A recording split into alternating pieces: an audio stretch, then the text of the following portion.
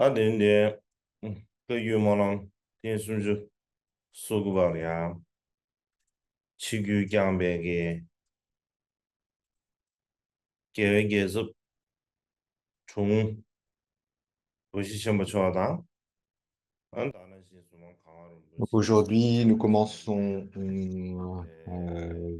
le cycle d'enseignement durant les Kagumolam. Tout d'abord, je souhaite adresser mes salutations à Gyaltsar Rinpoche, 관계를 무시 넘버 수입에 주고 euh, 넘버다 Ngyo Rinpoche, 지구경 루즈로는 mm, 위에 Bokan Rinpoche, 관계 ainsi que tous les 나바시게 Nyamanakatuku, ainsi que 관계기 되게 les 기본 Kempo, 소소다 les autres 아니 소소도 lamas, 되게 les, 텐데 la communauté 이만 monastique, 시험 상으로 아토마 ainsi 공부 que les amis du 공부를 Dharma, ainsi que tous ceux qui viennent des différents coins du monde, à vous tous, je vous adresse mes salutations empreintes de souhaits de bon augure. 이 조직이다 남다시아게 그스바부터 샤리어레 Donc là, le sujet de l'enseignement est la vie de Joe Atisha.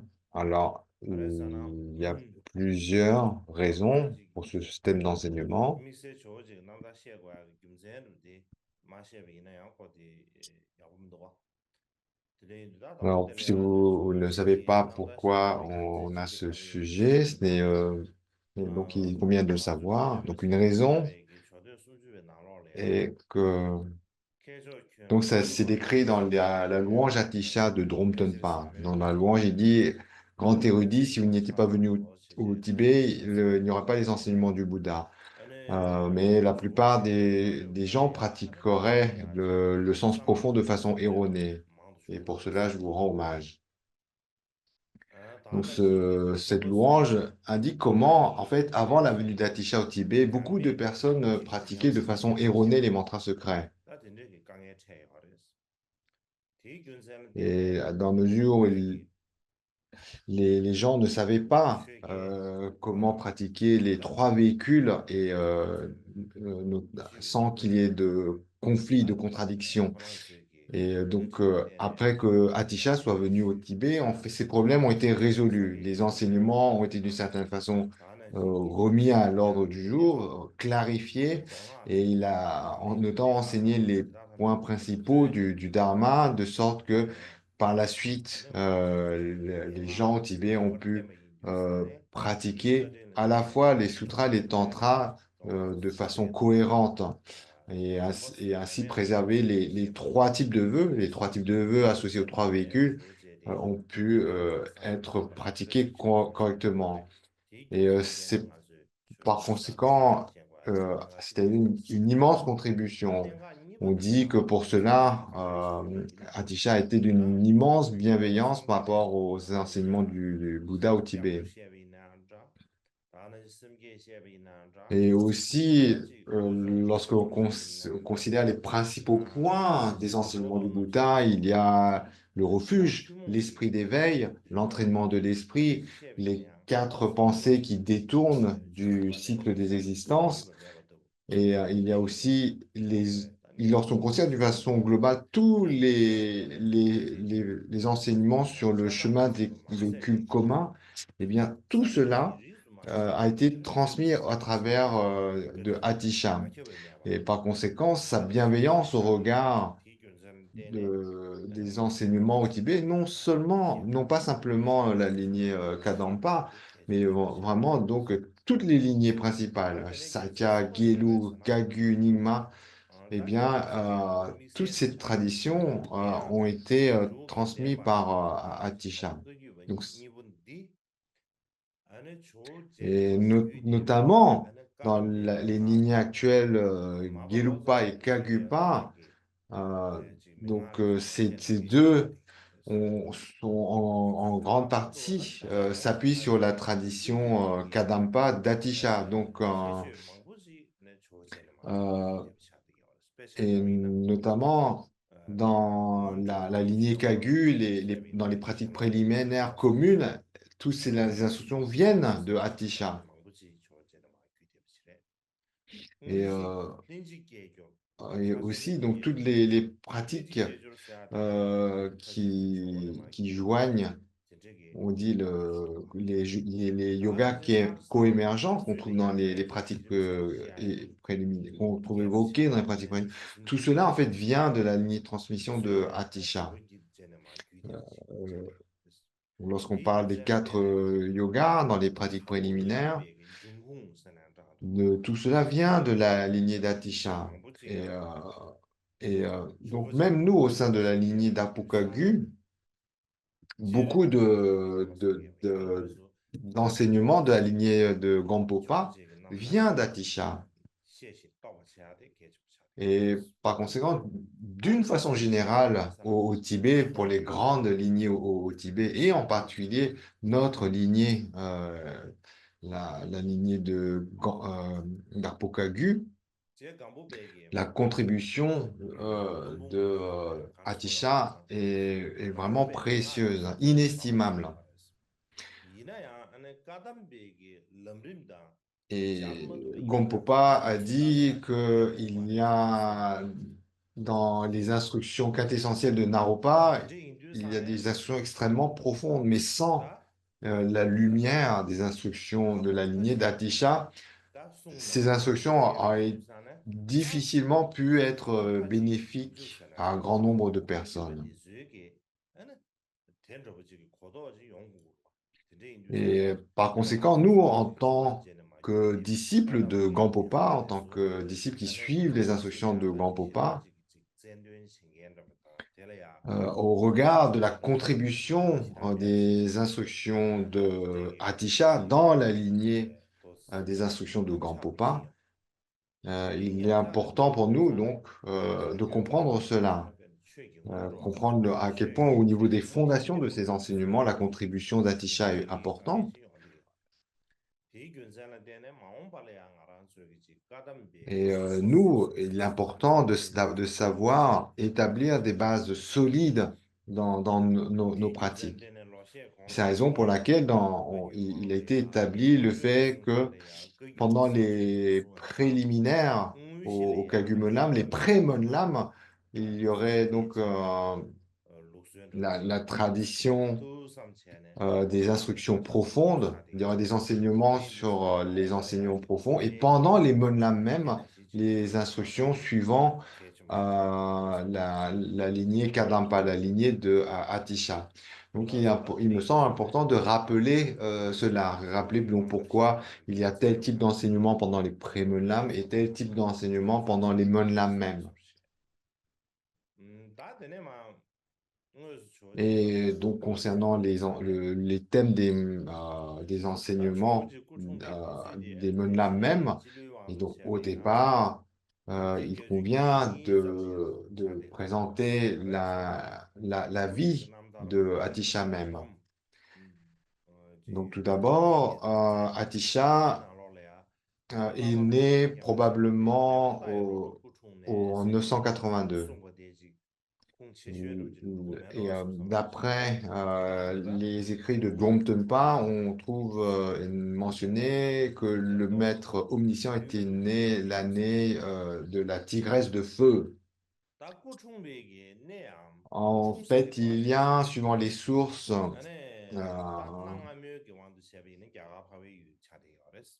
donc, non, pardon.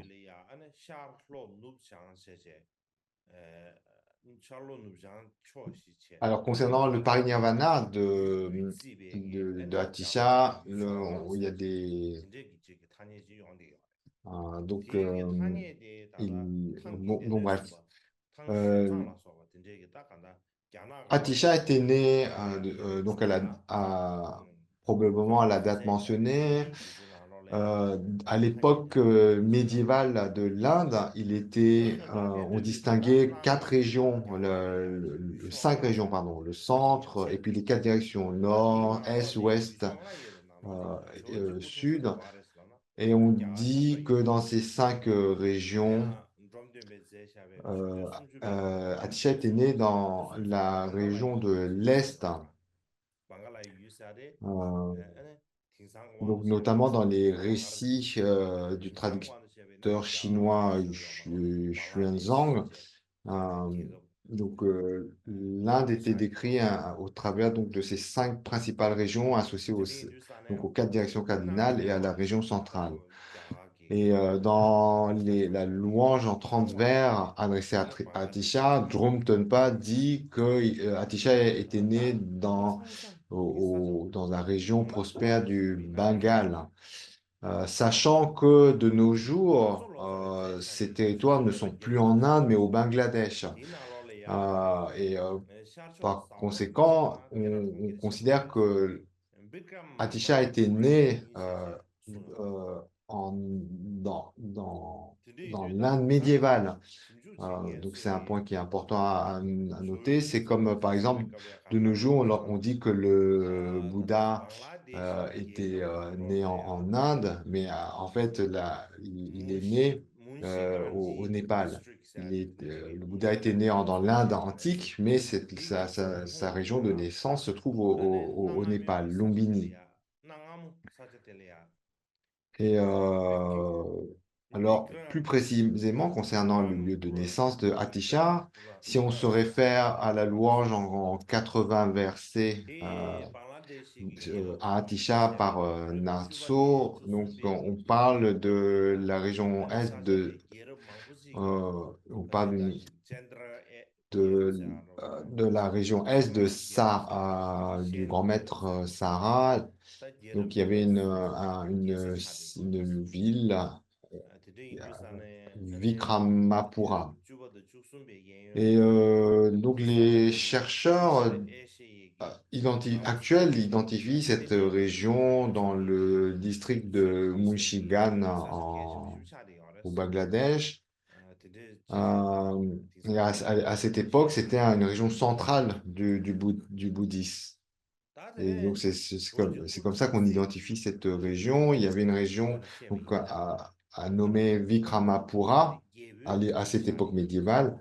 Et c'était un peu comme la capitale, notamment la capitale du 10e au 13e siècle, où on demeurait trois dynasties. La dynastie Chandra, Varma et puis la troisième.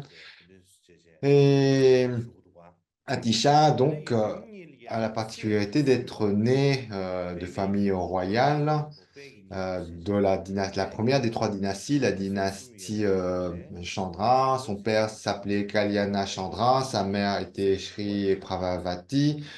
Ses parents avaient 3 enfants. Il est le deuxième des trois enfants, Padma Garbha, Chandra Garbha et Shri Garbha.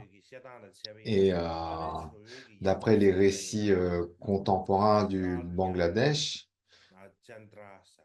donc comme on vient de le dire, le nom du père d'Atisha était Kalyana Chandra. C'était le troisième roi de la dynastie Chandra, euh, dynastie de l'Est Bengale.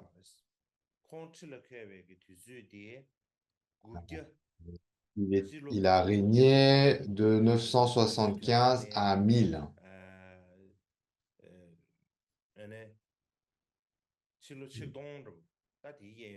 De l'an 975 à l'an 1000.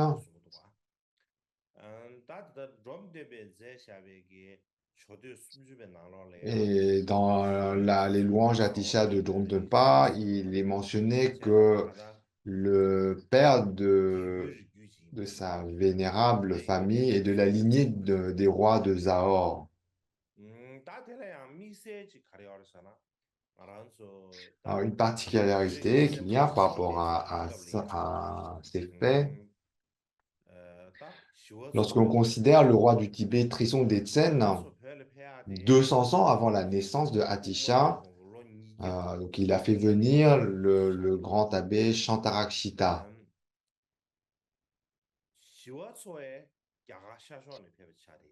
Et l'abbé Shantarakshita vient également de l'Est de l'Inde médiévale. Et non seulement cela, mais l'abbé Shantarakshita venait de la même lignée familiale. Et on revient toujours dans la louange à Atisha de Dromtonpa, il est marqué que la lignée du Bodhisattva Shantarakshita. Et donc, lorsqu'on regarde ce fait, c'est incroyable.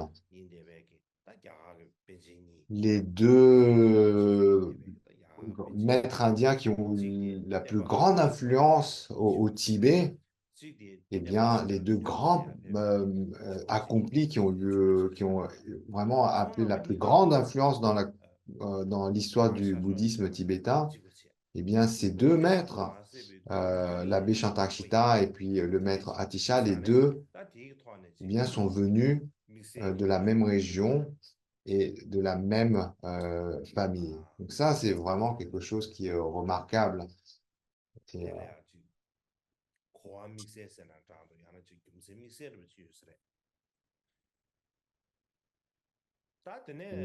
donc, il doit y avoir une raison particulière, une connexion karmique particulière. Ensuite, pour poursuivre sur la vie d'Atisha, lorsqu'il était enfant, il était connu sous le nom, comme on a évoqué tout à l'heure, de Chandragarba. Il est très jeune, il montrait des signes d'intelligence, il respectait ses parents, et puis il était aussi très charmant, c'était un enfant charmant. Et tout le monde le voyait comme un enfant charmant. En particulier, son visage était très gracieux. On dit que même les maîtres qui étaient libres de désir le traitaient avec gentillesse. Donc, ne mentionnons pas les gens qui étaient encore sous l'influence du désir. Et des mots de Atisha lui-même, il disait que donc j'avais un physique avantageux, si bien que cela réjouissait mes maîtres.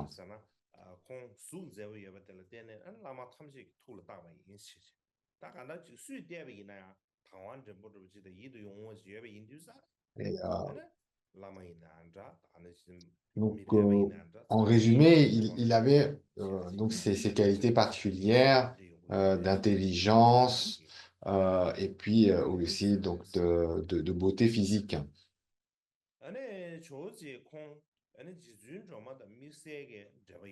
Et quand il était jeune aussi, il avait une connexion particulière avec la divinité Tara. Dès jeune, il avait des visions de Tara. Donc, on raconte qu'une fois, alors qu'il dormait, qu'il était tout petit, il dormait dans le palais,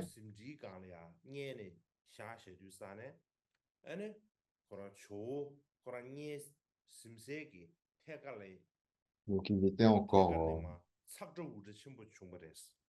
dormait encore comme dans le berceau encore. Un soir, il y a eu un bruit, un peu comme un bruit de tremblement. Donc ses parents se sont demandé ce que c'était. Ils sont venus voir dans la chambre du petit Atisha et devant le jeune Atisha, il y avait un gros scorpion, un énorme scorpion qui faisait face à Atisha.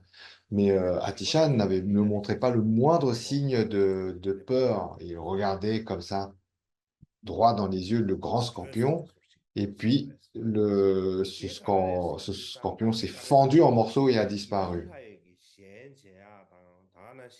Et on dit que c'était le signe comme quoi Atisha rencontrerait des obstacles avant que il ait la vision de son idame, de Tara, et qu'il arriverait à pratiquer de façon naturelle.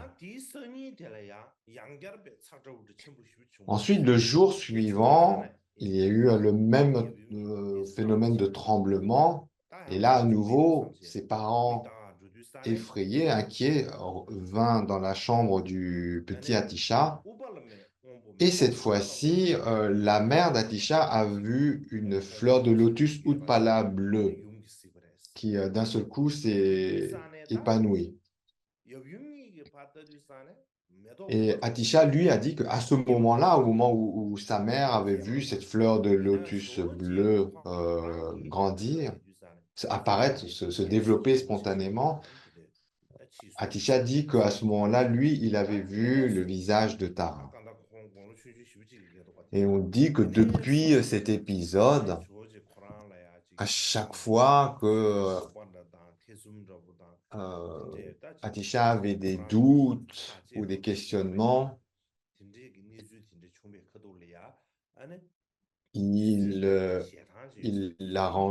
il présentait des offrandes devant une représentation de Tara. Il présentait des offrandes, faisait des prières. Donc à chaque fois qu'il était dans une situation de doute ou de questionnement. Et même si Tara ne lui enseignait pas directement le dharma, en faisant ainsi, Atisha voyait sa confusion se dissoudre. Il trouvait en fait réponse à ses questionnements, à ses doutes. Et puis, jusqu'à ce qu'il ait l'âge de 10 ans, il étudia la médecine, ainsi que l'artisanat,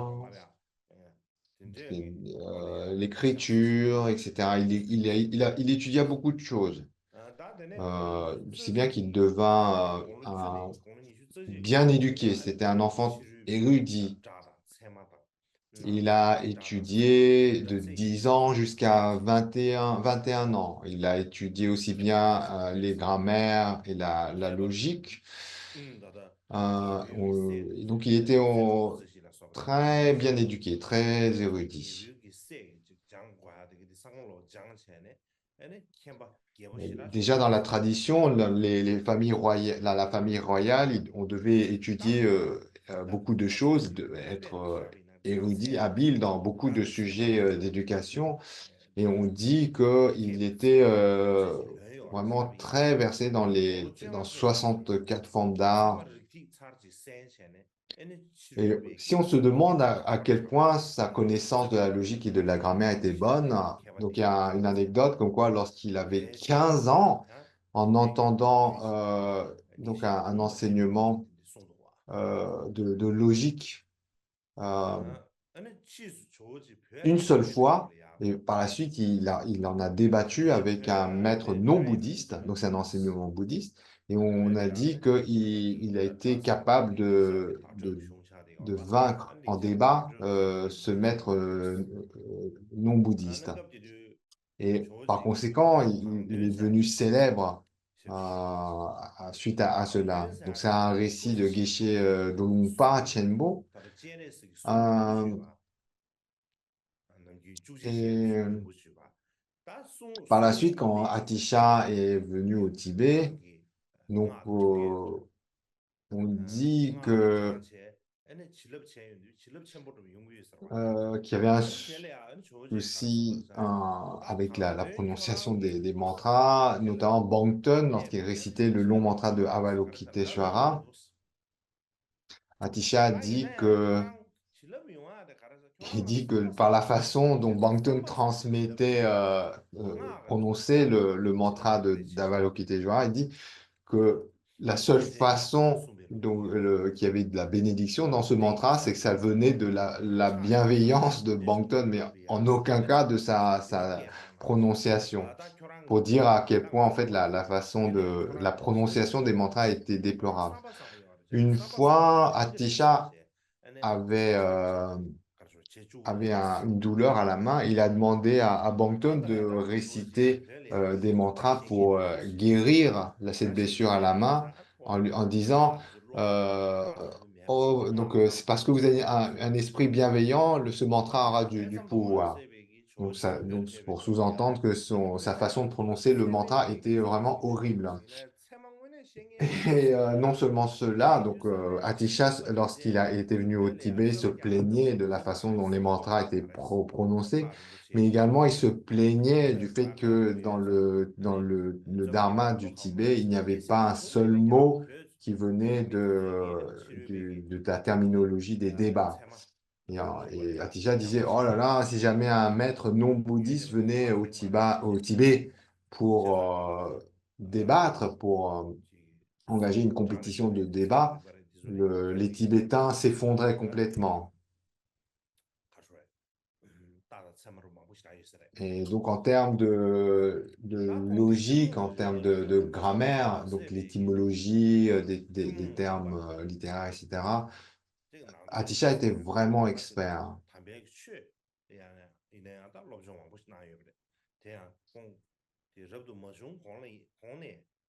Et il a donc vraiment beaucoup étudié le Dharma,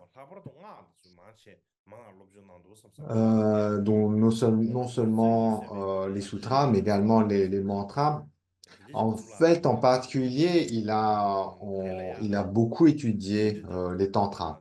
Lorsqu'il avait 22 ans, il a eu la vision de Hevajra au temple de la montagne noire et il a reçu des prophéties à partir de Dakini. Et suite à cela, il a reçu des instructions tantriques de Rahula Gupta et il a reçu le nom secret de Jnana Vajra.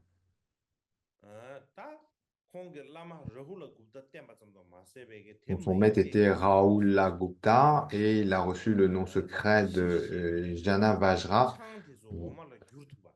en termes donc des transmissions des tantras. Et puis, il a aussi étudié auprès du maître des mantras secrets qui est Kamalarashita, un yogi de Yamantaka. Il a étudié beaucoup de mantras secrets à partir de ce maître Kamalarashita. Il a aussi étudié auprès de Awadutipa, le célèbre maître Awadutipa. Donc, c'est un des grands maîtres tantriques de Atisha. Certains disent qu'il a étudié auprès de Awadutipa pendant 12 ans, d'autres pendant 6 ans. Si on se réfère au traducteur Olotsawa Nakso, c'est 9 ans. Et Atisha a étudié auprès de Awadutipa les enseignements de la voie du milieu. Et Awadutipa était dans la voie du milieu, notamment de la tradition du Yogacharya. Et probablement, issu de cela, Atisha lui-même, par la suite, portait à cœur les opinions de la lignée Yogacharya de l'école de la voie du milieu. Et par la suite, lorsque des étudiants tibétains lui demandaient pourquoi il enseignait les vues de la voie du milieu suivant la tradition Yogacharya, Atisha répondit de cette façon. Il disait que mon maître Awadutipa, je lui ai posé la même question et lorsque j'avais posé cette question, mon maître Awadutipa disait, je vois la nature de tous les phénomènes de cette façon. Et par conséquent, toi-même, tu devrais suivre cette direction. Et donc, c'est la raison pour laquelle moi, Atisha, je porte les vues de la voie du milieu suivant la tradition Yogacharya. Quoi qu'il en soit, c'est- il a, il a, il a vraiment fréquenté des maîtres incroyables, notamment Awadutipa, il l'a suivi pendant de nombreuses années.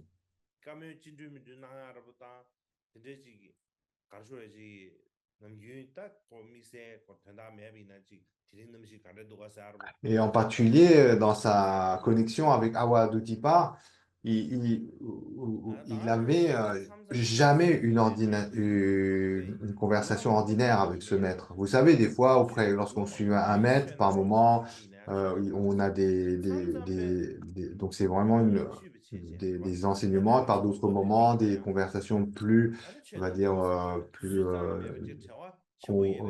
ordinaires. Mais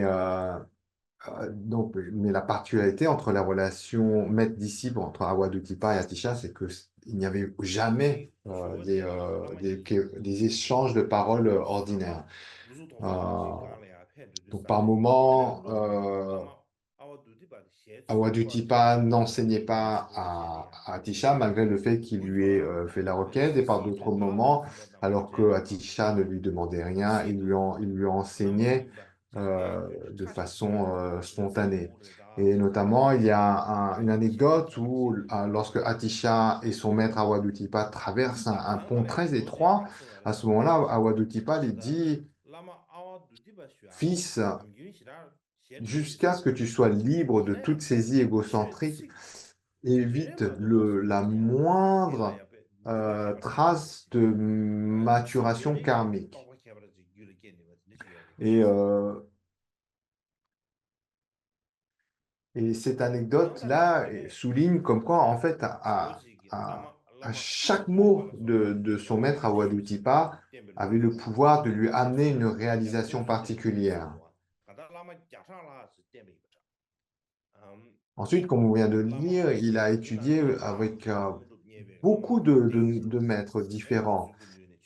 Et en particulier, comme on l'a évoqué aussi, des maîtres suivant les tantras. Donc, il a particulièrement étudié les tantras, et notamment au travers de maîtres qui avaient obtenu des réalisations.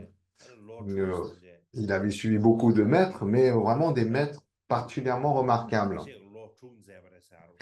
Et Atisha a pratiqué suivant des conduites yogiques, les ascèses yogiques, suivant les instructions de Awadutipa. Certains ont dit qu'il a pratiqué ainsi pendant 6 ans, d'autres ont dit que c'était pendant 3 ans.